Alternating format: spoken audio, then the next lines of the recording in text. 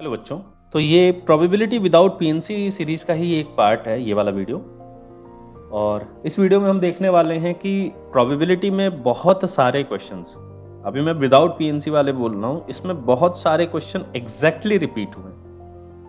मतलब कुछ क्वेश्चंस तो वर्ड बाय वर्ड ऑप्शन सब कुछ रिपीट हुआ है, और आगे देखोगे कि कुछ क्वेश्चन तो एडवांस में भी रिपीट हुए। ठीक है, तो चलो फिर इस क्वेश्चन से स्टार्ट करते हैं। तो जैसे ये फर्स्ट क्वेश्चन देखो, तो ये बेसिकली 4 बार रिपीट हुआ है। सबसे पहली बार 2007 में आया है जेई एडवांस में। ठीक है, क्वेश्चन एक बार ध्यान से देख लो और फिर इन तीनों क्वेश्चंस को देख लो। ध्यान से देखोगे तो हर बार सेम है, बस कहीं नाम ऐसा ए बी सी रख दिया है, यहाँ पे इधर E F E1 E2 E3 रख दिया है, वहां पे EFG रख दिया था। हर क्वेश्चन में सेम चीज पूछी है, बिल्कुल सेम तरीके से आप कर सकते हो। इवन आप चाहो तो रिजल्ट जो आएगा वो याद कर लो और देख सकते हैं बहुत इजीली हम इसके आंसर्स डायरेक्टली टिक करके आगे बढ़ सकते हैं। ये क्वेश्चन थोड़ा अच्छा है। पहली बार मैंने बताया कि 2007 में जेई एडवांस में आया, तब IIT JEE होता था एग्जाम का नाम।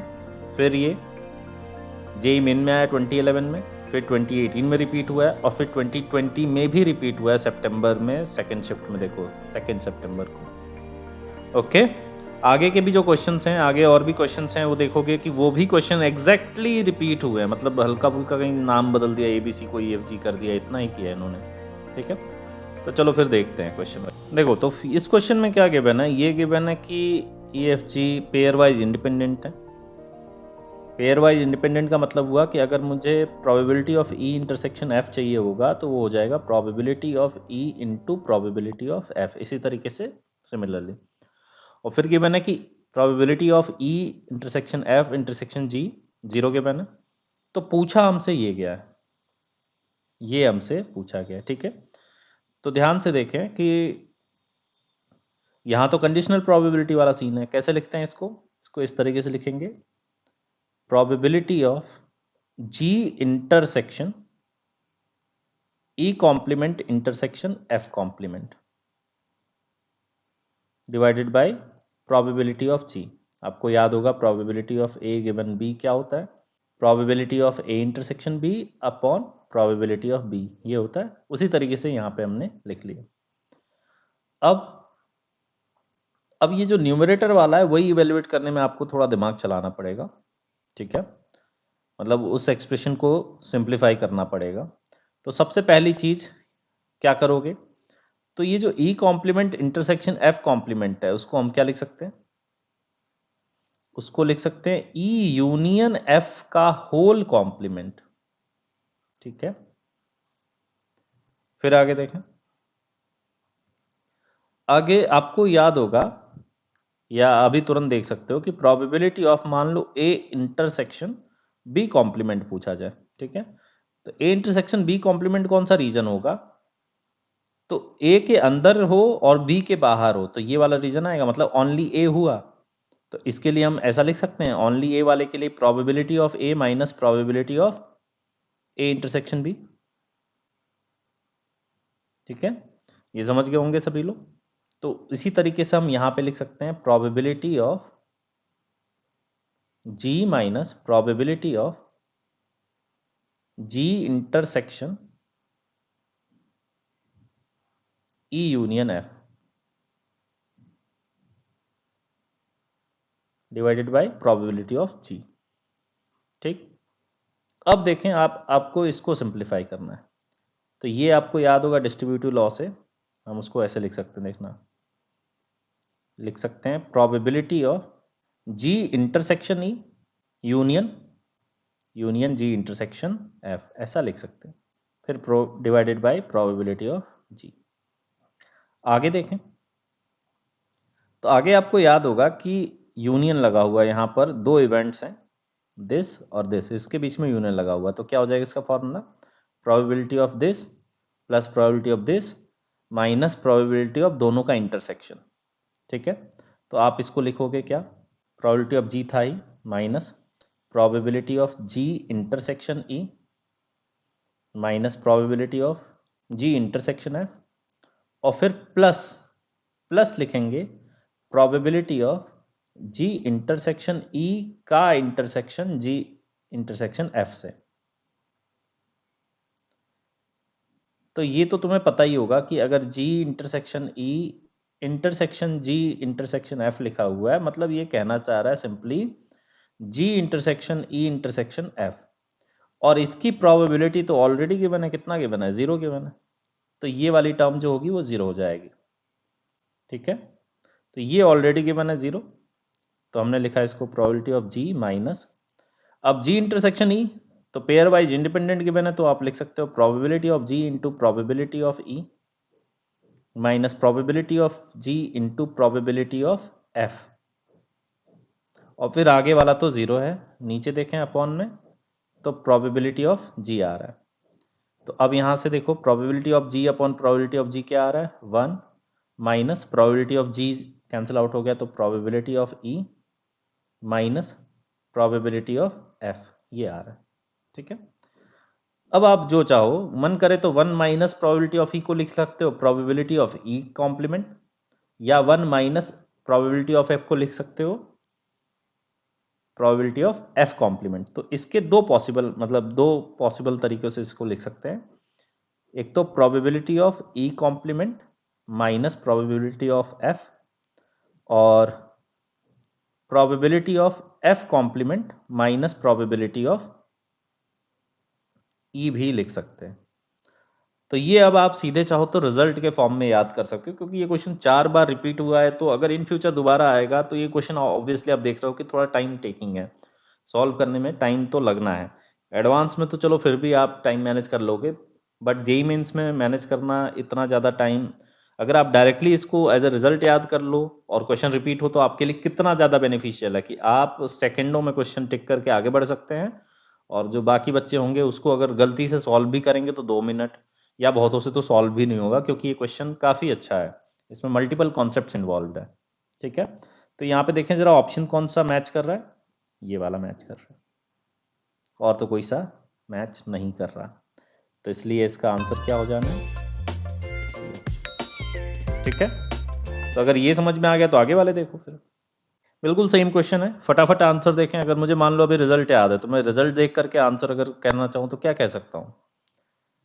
तो ये इसका डी आ जाएगा, इसका सी आ जाएगा, और इसका डी आ जाएगा। आ गया समझ में? डायरेक्टली तो आपको रिजल्ट याद है, डायरेक्ट देख के बता सकते हो। प्रोबेबिलिटी ऑफ किसी एक इवेंट का कॉम्प्लीमेंट माइनस दूसरे वाले का प्रोबेबिलिटी, यही था रिजल्ट। एग्जैक्टली सेम क्वेश्चंस हैं, सब में यही गिवन है। देखो पेयर वाइज इंडिपेंडेंट हैं, और इनका तीनों का इंटरसेक्शन 0 गिवन है, यही पूछा भी है। दो इवेंट्स के कॉम्प्लीमेंट का इंटरसेक्शन गिवन E1, वैसे यहाँ C है, वैसे यहाँ पर भी C है, बिल्कुल सेम है, जैसा क्वेश्चंस वहाँ पे थे वैसे ही यहाँ पे। ठीक है, अगेन ये क्वेश्चन देखेंगे 5th एंड 6th। तो 5th पहले 2005 में आया, फिर 2014 में आया हुआ है, दोनों जेई मेन में ही आए हुए हैं। बिल्कुल सेम क्वेश्चन है, बिल्कुल सेम क्वेश्चन, ऑप्शंस थोड़ा बहुत ऊपर नीचे कर दिया, ऐसा ही किया इन्होंने। तो कोई भी एक क्वेश्चन सॉल्व करते हैं, दूसरा अपने आप हो जाएगा। आप इन्फॉर्मेशन देख सकते हैं कि जितना भी गिवन है एग्जैक्टली सेम है, इवन जो पूछा गया वो भी सेम पूछा गया कि ए और बी कैसे हैं।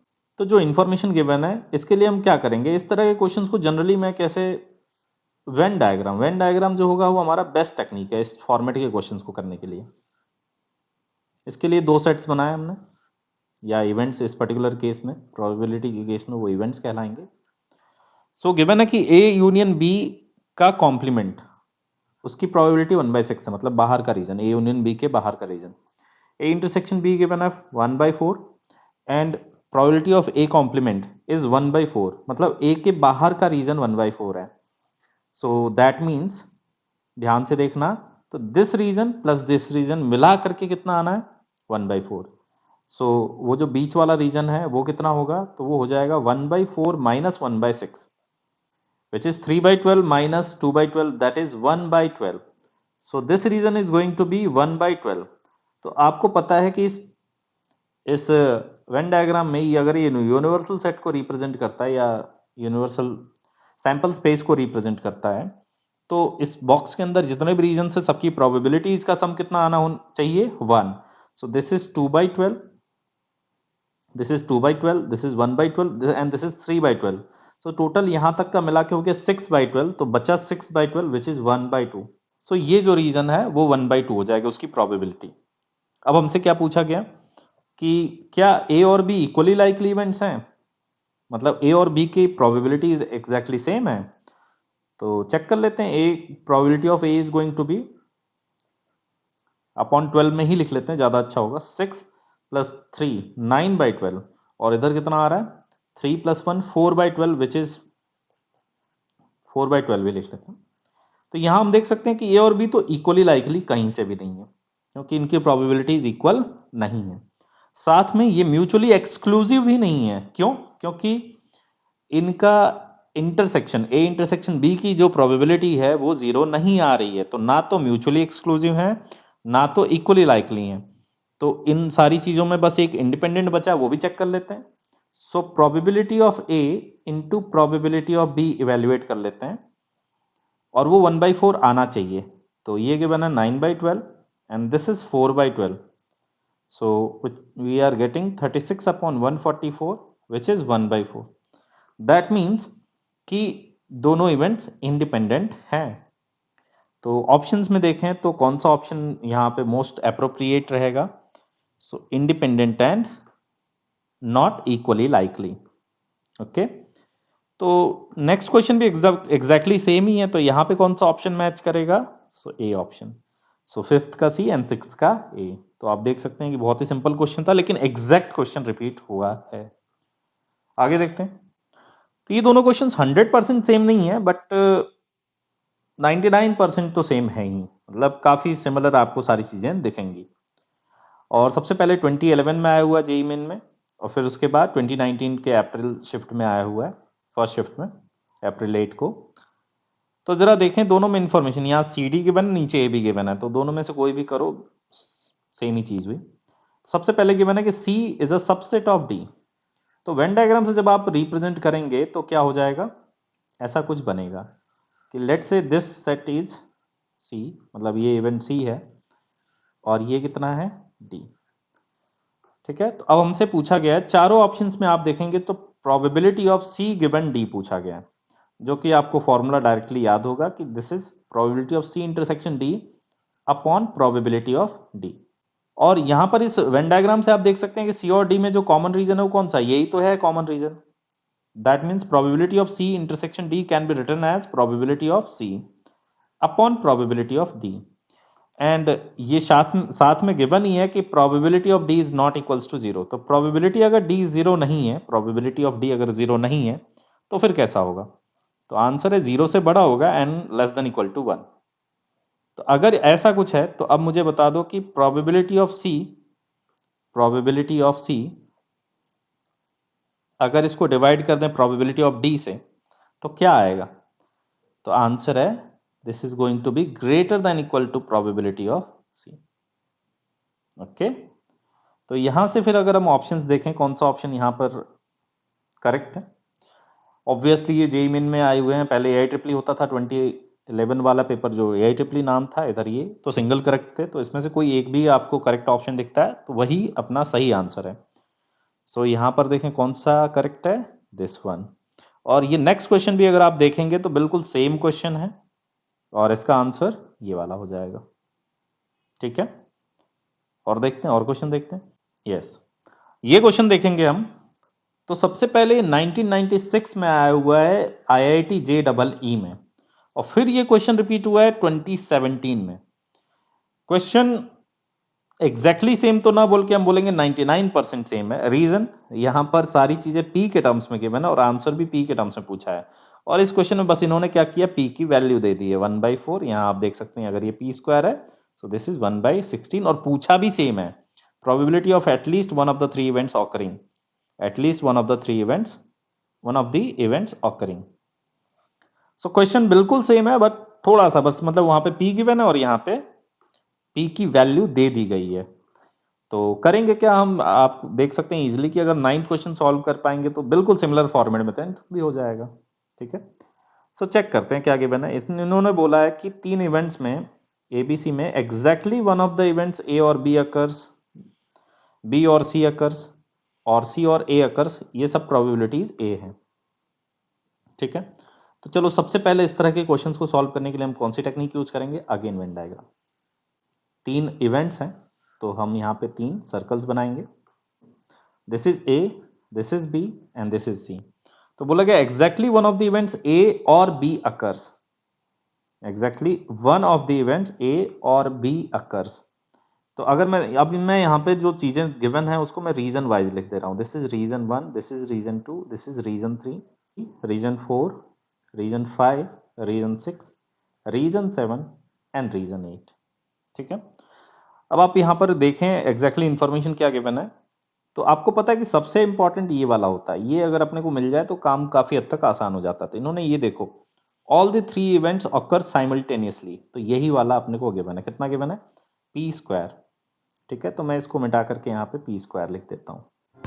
ठीक है, और जो इंफॉर्मेशन दी गई है उसको एक बार देखो। तो गिवन है probability of exactly one of the events A और B occurs. Exactly one of the A और बी का मतलब ये वाला रीजन या ये, ओनली ए और ओनली बी, ये नहीं चाहिए। ठीक है, वैसे एग्जैक्टली बी और सी तो ये नहीं चाहिए, ये वाला और ये वाला चलेगा। तो जो जो इन्फॉर्मेशन गिवन है एक बार उसको लिख लेते हैं। तो देखो एग्जैक्टली वन ऑफ ए और बी लिखा है, मतलब region 1 plus region 4 plus region 3 plus region 6। ध्यान देते जाना कौन कौन सा रीजन लिख रहा हूँ। ये पी है। फिर एग्जैक्टली बी और सी पूछा है, बोला है, तो region 2 plus region 3 plus region 4 plus region 7, ये भी पी है।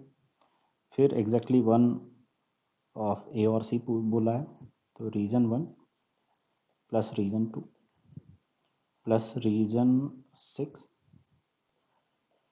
Plus region 7 is equals to P. हमें क्या चाहिए? हमें फाइनली जो पूछा गया वो ये पूछा गया, probability of at least one of the events occurring, मतलब A union B union C पूछा गया। तो उसका मतलब हुआ रीजन 1 से लेकर के 7 तक सब चाहिए अपने को,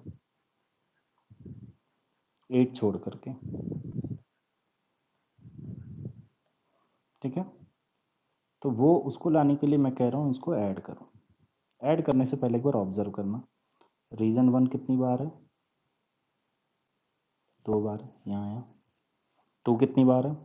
2 बार। 3 2 बार, 4 2 बार, 5 है ही नहीं, 6 2 बार, 7 2 बार। तो आउट ऑफ 12 हर कुछ चीज़ 2 बार रिपीट हो रही है।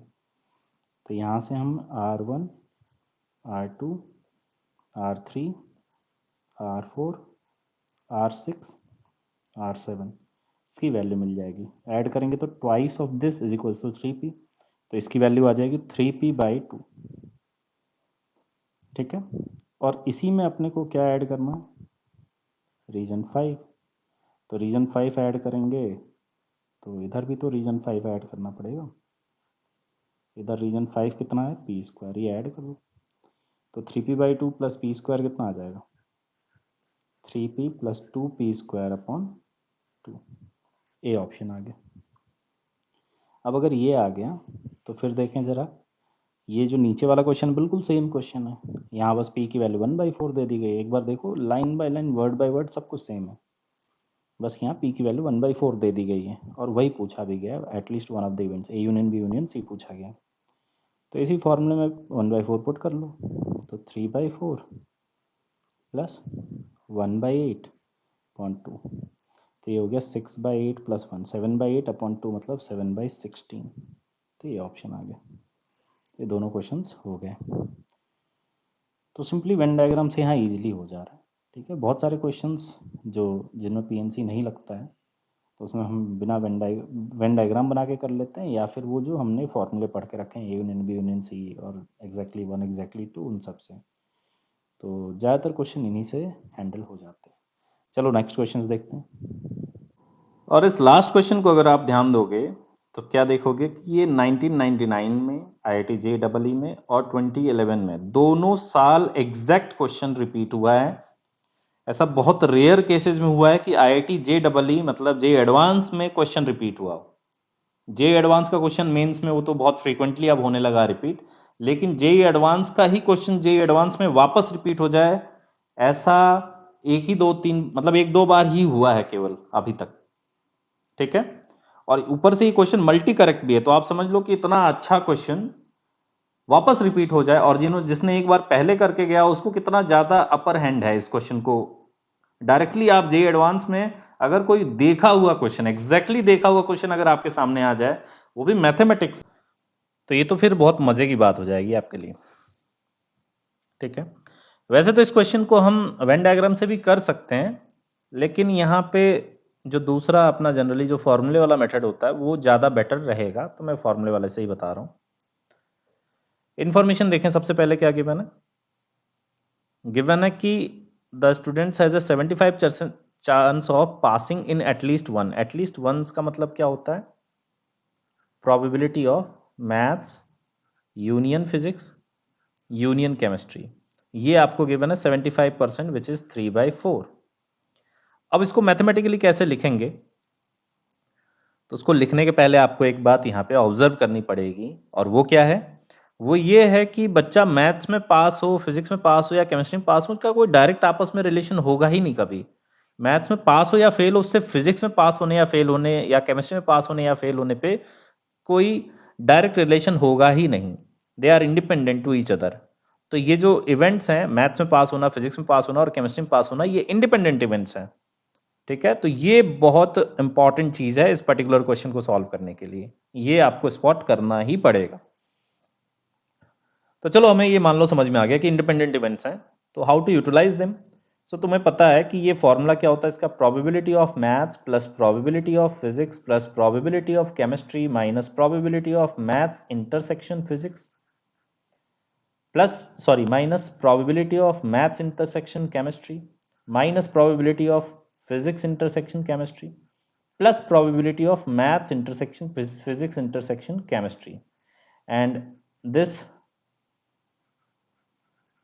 Whole value is given as 3/4। तो एक बार देखें, प्रोबेबिलिटी ऑफ मैथ्स को तो इन्होंने बोला है कि m ले लो, स्मॉल m, फिर इसको p, फिर इसको c, और फिर मैथ्स और फिजिक्स साथ में लिखना है, तो ये क्या हो जाएगा, mp minus mc minus pc। याद होगा कि इंडिपेंडेंट इवेंट्स में दोनों, जब दो इवेंट्स को साथ में अगर हैपन कराना हो तो मल्टीप्लाई हो जाते हैं उनकी प्रोबेबिलिटीज, और प्लस तीनों को कराना है तो फिजिक्स केमिस्ट्री मैथ्स वाला जो है वो आपस में मल्टीप्लाई हो जाएंगे, तो m into P into C is equals to 3/4, ठीक है। So this is equation number 1। Second information देखें, सेकेंड इंफॉर्मेशन में इन्होंने बताया कि 50% chance of passing in at least two. At least two का क्या मतलब हुआ, या तो मैथ फिजिक्स में या फिजिक्स केमिस्ट्री में या मैथ्स केमिस्ट्री में, ठीक है। बट इसमें क्या हो जाएगा, जब आप ऐड करोगे तो याद होगा कि ये जो बीच में जो सबसे कॉमन रीजन आता है वो कितनी बार आ जाएगा, ये वाला 3 बार ऐड हुआ होगा। इसको जब हम ऐसे करेंगे, ऐड करेंगे, तो ये रीजन उसमें 3 बार काउंट होगा, हमको एक बार चाहिए था, तो हम twice of probability of maths intersection physics intersection chemistry subtract करेंगे to get the required probability, and that is given as 50%, which is half, ठीक है। तो अब यहाँ पे फिर से देखें, इंडिपेंडेंट इवेंट्स हैं तो मैं इसको लिख सकता हूँ क्या, m into P plus m into C plus p into C minus twice of m into P into C, this is half, and this is equation number 2। फिर गिवन है 40% chance of passing in exactly 2। अब exactly 2 का क्या मतलब है, exactly 2 का ये मतलब है, ये वाला देखना, ओनली दीज रीजंस, ये वाला, ये वाला और ये वाला, ये बीच वाला चाहिए ही नहीं अपने को, चाहिए ही नहीं, तो क्या करेंगे, ये तीनों जब ऐड करेंगे तो ये बीच वाला तो 3 बार आ जाएगा, 3 बार आएगा तो यहाँ पे थ्राइस उसको माइनस करेंगे, okay.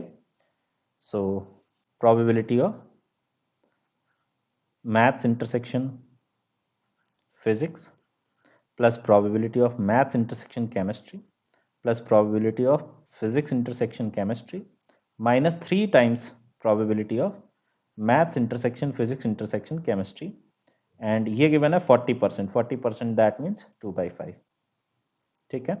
So this is mp plus mc plus pc minus 3 times mpc is given as 2/5, and this is equation number 3rd. सो अब यहाँ से हम सेकेंड माइनस थर्ड इक्वेशन अगर करेंगे तो हम देखेंगे क्या क्या कैंसिल आउट हो जाएगा, ये तो तीनों कैंसिल आउट हो गए, और -2 टाइम्स में से -3 टाइम्स को सब्ट्रैक्ट करेंगे, वी विल गेट MPC। कितना आ जाएगा? तो 50% - 40% is 10%, which is 1/10। Now we have this. अब क्या करें? अब हमसे पूछा गया P + M + C बताओ, मतलब ये चाहिए, तो ये चाहिए, तो ये कहीं से मिल जाए तो काम हो नहीं जाएगा हमारा। तो अब ये वैल्यू अगर अपने पास आ गई है तो या तो यहाँ पुट कर लो या यहाँ पुट कर लो, हमें ये वैल्यू मिल जाएगी और ले जा करके पुट कर देंगे। ये हमने निकाल लिया, ये हम निकाल लेंगे। तो इस तरह से अपने को फिर फाइनली हमसे जो पूछा गया वो मिल जाएगा। कौन सा? M + P + C पूछा गया है, वो हमें मिल जाएगा इन दोनों ऑप्शंस में। ये तो हमें मिल गया, MPC is going to be 1/10, so C option मिल गया, ये गलत है। ओके, तो व्हाट टू डू? एक काम करते हैं, इक्वेशन 2 में मैं ये वैल्यू पुट कर देता हूँ। So we are getting MP + MC + PC is equals to, ये उधर चला गया तो उधर राइट हैंड साइड में 50% था और ये 10% चला जाएगा, उधर कितना हो जाएगा? 20%, टोटल 70% हो गया। ओके, सो ये जो है ये इनका सम 70% आ रहा है, तो पुट कर लेते हैं यहाँ पे। फाइनली वैल्यूज देखते हैं। We require M + P + C -70% + 10% is equals to 75%। Okay, so M + P + C कितना आ जाएगा? ये आ जाएगा 135%। एंड 135% को अगर हम लिखना चाहें तो अगर इस रेशियो के फॉर्म में लिखना चाहेंगे तो क्या लिख सकते हैं?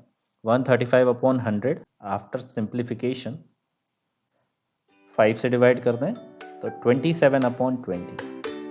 सो this option, B option and C option, ये करेक्ट है। तो ये आपने देखा, ये बहुत ही मज़ेदार क्वेश्चन है, मतलब टफ क्वेश्चन है, रिलेटिवली देखें तो अच्छा क्वेश्चन है काफ़ी।